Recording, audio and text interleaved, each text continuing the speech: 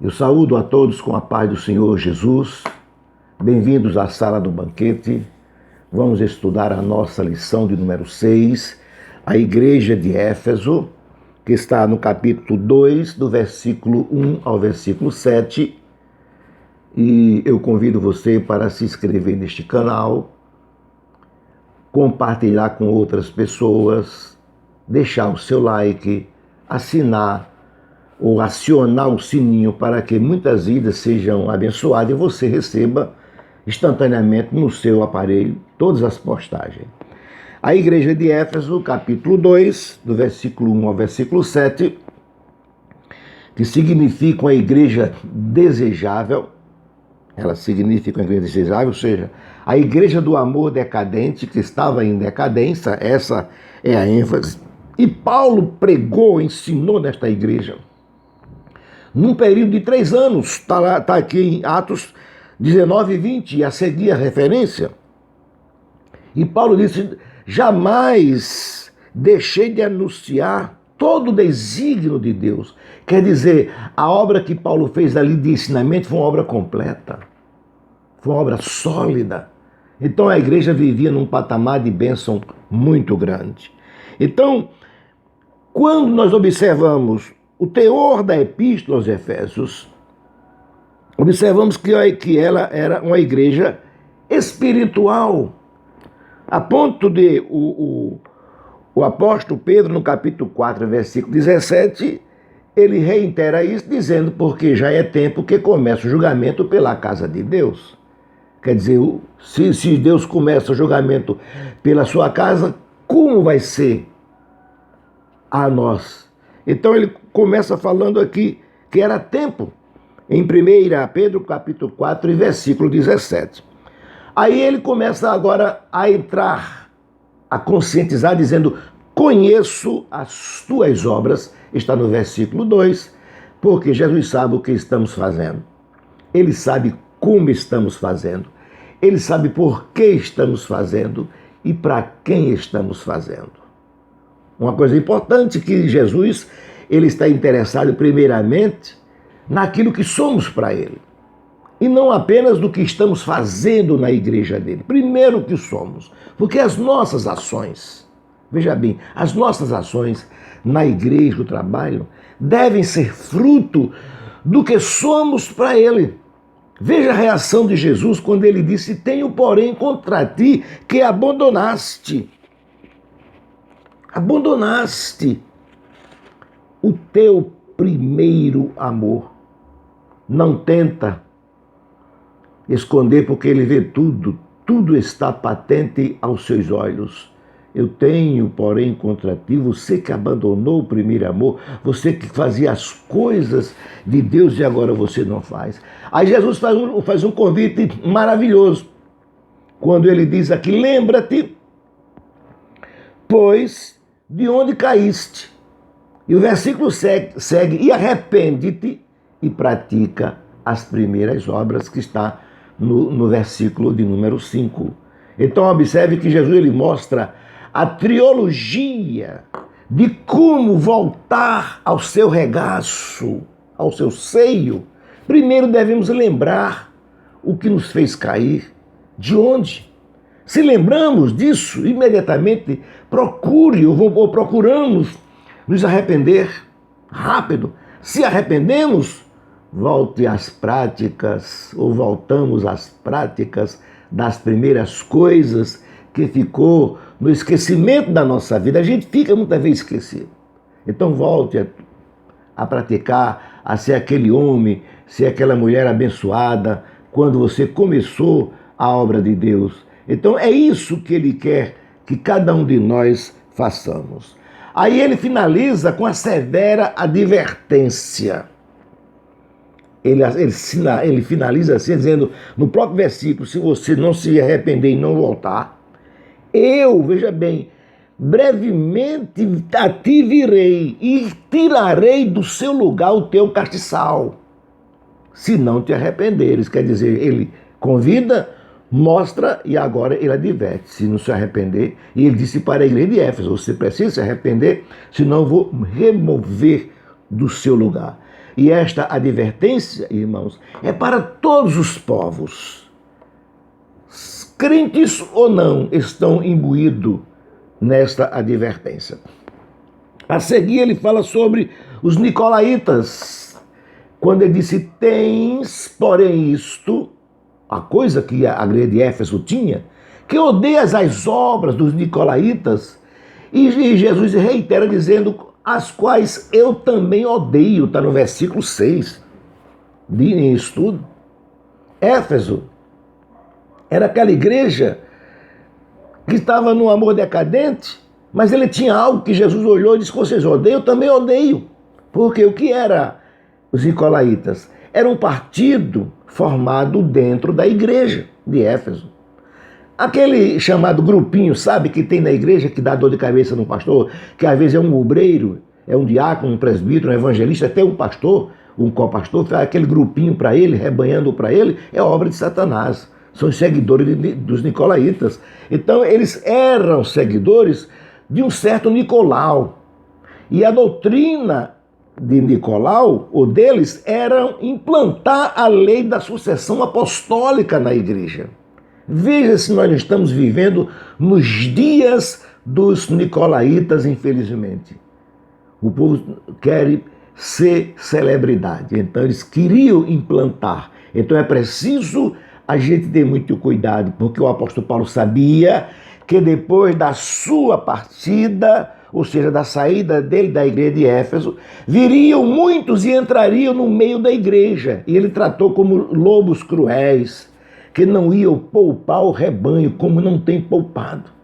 Como também entre os próprios irmãos, Paulo diz que ia se levantar homens que falariam coisas perversas para atraírem discípulos para si. É o que nós podemos ver nos últimos dias, aqueles grupos formados na igreja, faz culto em casa, escondido do seu pastor, para granjear amigos e grupos simpatizantes. Isso é obra dos nicolaítas e só é praticado por aqueles que ainda não se converteram ao santo evangelho. Mas agora vem, fechando esse primeiro texto, ele faz uma promessa fascinante. Ele disse: ao que vencer. E todo mundo, a maioria, sabe desse versículo de qual que diz: dar-lhe-ei a comer da árvore da vida que está no meio do paraíso de Deus, está no versículo 7. Mesmo habitando num mundo condenado, como nós habitamos, nós temos esperança. Sabe por quê? Porque nós estamos no lado do Cristo vencedor. Por isso que nós possamos abraçar com muito amor e com muito carinho a santa palavra de Deus. Vamos agora para o nosso segundo texto da lição 6, as igrejas de Esmirna e de Pérgamo, que está em Apocalipse capítulo 2, o versículo 8 ao versículo 11, no nosso manual. Então, a segunda carta enviada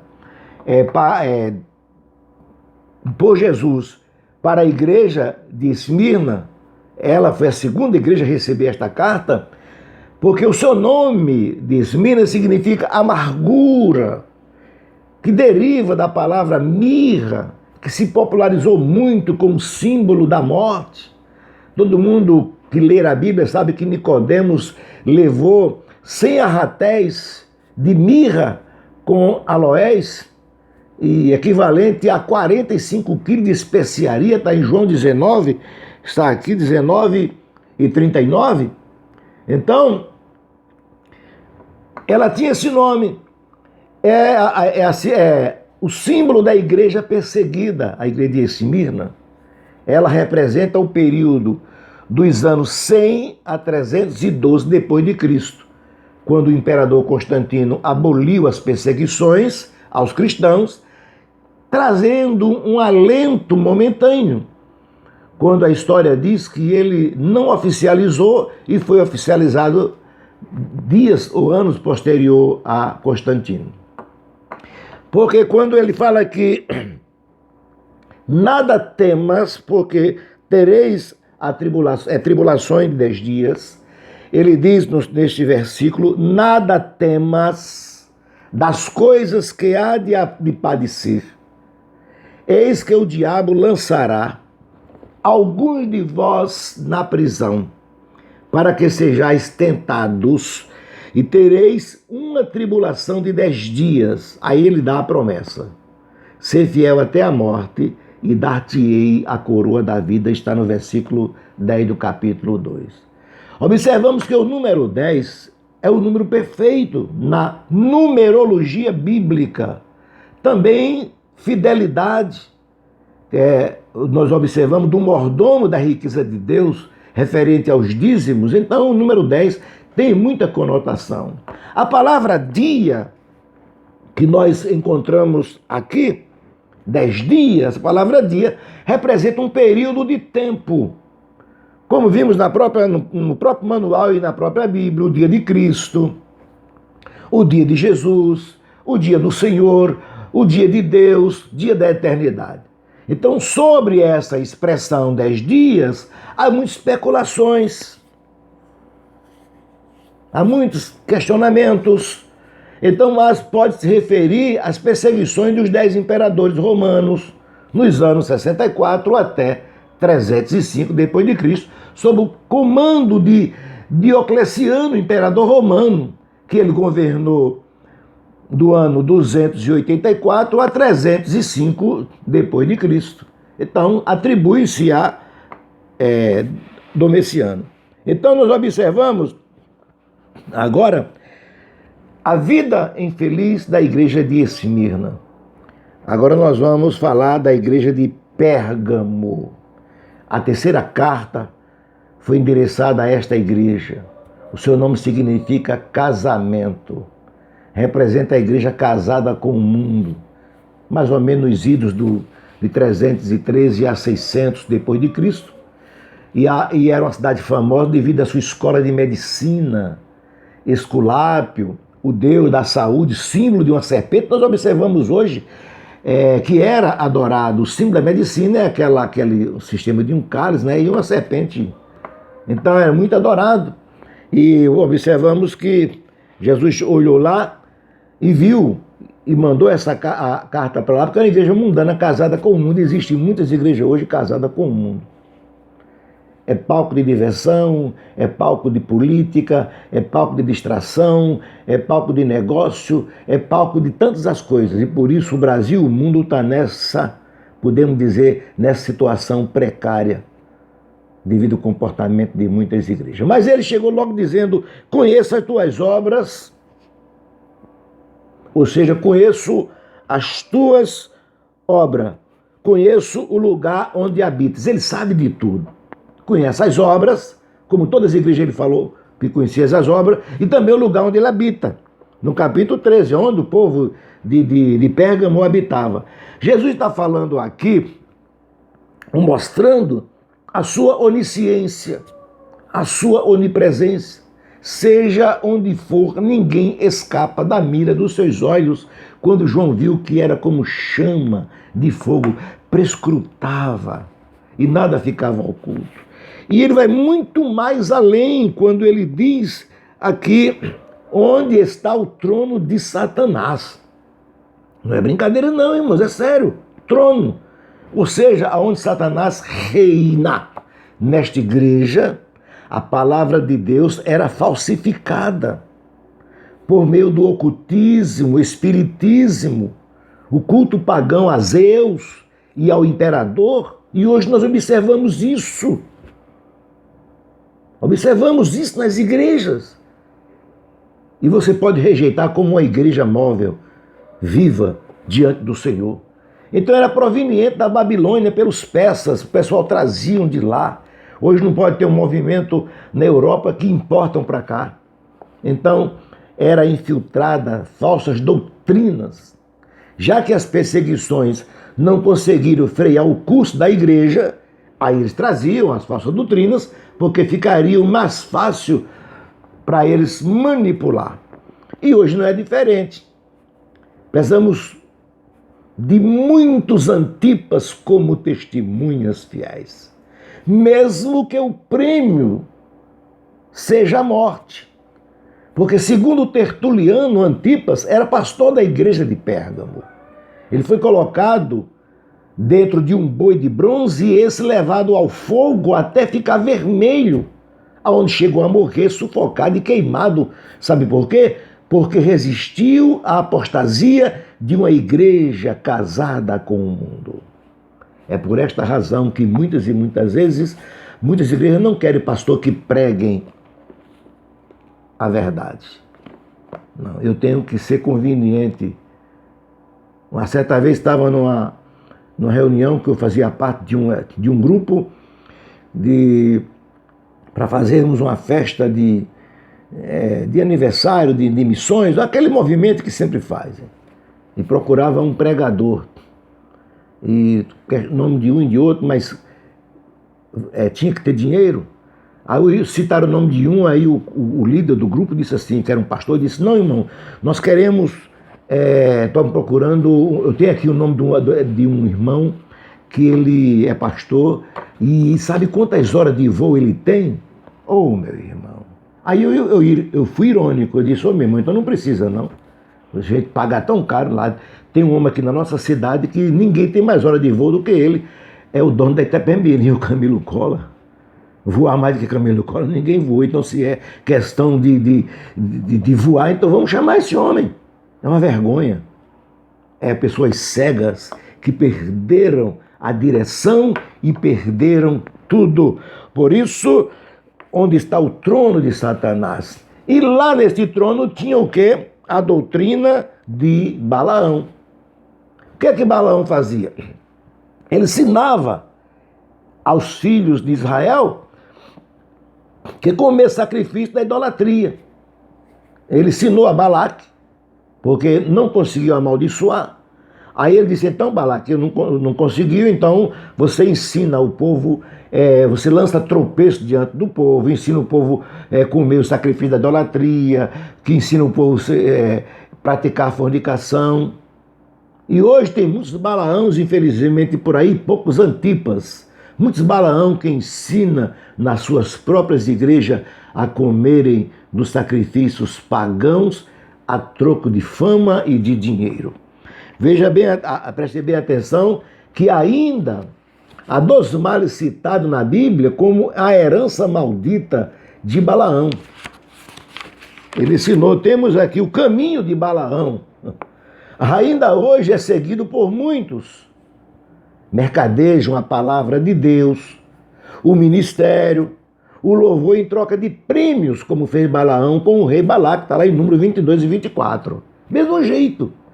Fez Balaão fazer isso com Balaque pela ganância. Infelizmente, muitas igrejas hoje é o espelho da igreja de Pérgamo pelo secularismo, a secularização da igreja. Aí vem a palavra do Senhor que diz sobre era o caminho e agora o erro de Balaão. São as heranças. Quando nesse versículo aqui, no versículo 11, ele diz assim: ai deles porque foram, Judas quem falou isso, né? Ai deles porque foram pelo caminho de Caim, por amor ao lucro se atiraram ao erro de Balaão. Entendeu? A ganância pelo dinheiro.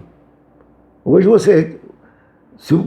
que é que foi até bom em parte, entre aspas, o povo da igreja local estudar, porque hoje você chama uma pessoa para trazer uma palavra, pastor, eu tenho que cobrar tanto, meu cachê. Não, o pregador, o trabalhador é digno do seu salário. É justo você chamar um pregador, você cuidar da estadia dele bem e dar uma oferta decente. Isso é justo. Agora, estipular valor é uma vergonha. Então, infelizmente, estamos vivendo nos dias de Balaão. São pessoas que vê o erro de Balaão, são aquelas pessoas que vê somente o mal dentro da igreja. Qual era a revolta de Balaão? Qual era o erro de Balaão? Era porque ele via que o povo de Israel cometia muitos erros e ele queria que Deus punisse. Então, é aquelas pessoas que estão na igreja e vê erro de algumas pessoas e quer que o pastor exclua. Não. Isso aí é fruto do raciocínio humano, que é um perigo nas coisas de Deus. Nós não somos racionalistas. As coisas de Deus são as coisas que devem ser tratadas por Ele. Por isso, ele diz ainda, e seguem a doutrina. Era 3 caminhos. Era o caminho, o erro e a doutrina. Eles caminhavam, agarraram o erro e agora seguiam a doutrina de Balaão, no versículo 15, que diz assim: assim tens também os que seguem a doutrina dos nicolaítas, que eu odeio. Que é o Apocalipse, o capítulo de número 15. Estava tudo dentro da própria igreja.